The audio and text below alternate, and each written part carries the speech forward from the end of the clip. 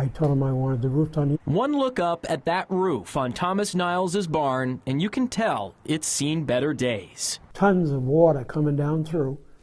You've seen the hose. The 76-year-old veteran hired a contractor 6 months ago to put on a metal roof.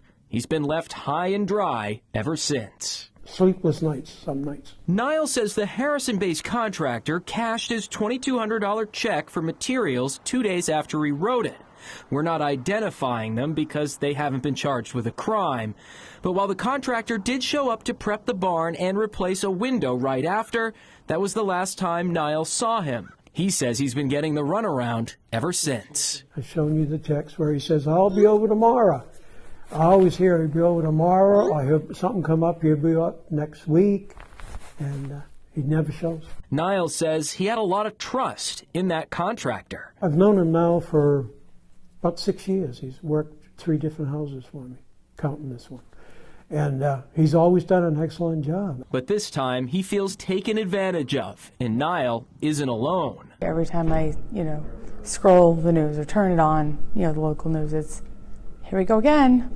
Yep, there's another one. State Representative Tiffany Roberts says Maine remains one of just a few states with no regulations for general contractors, leaving many consumers with few options to seek justice. What are the tools for, being made whole?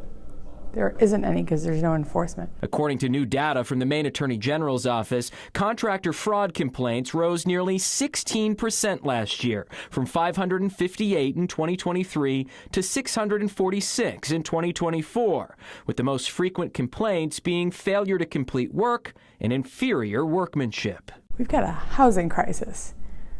We need people to have trust in who's going to build their house. Representative Roberts sponsored legislation last year that would have licensed home contractors in Maine, just like electricians and plumbers. While it passed both chambers, the bill was never funded and ultimately died. She's already resubmitted the legislation for debate this session. In our communities, this is not a partisan issue. Do you think that there should be a change? Yes, there should be laws to stop this stuff. You should license them, definitely.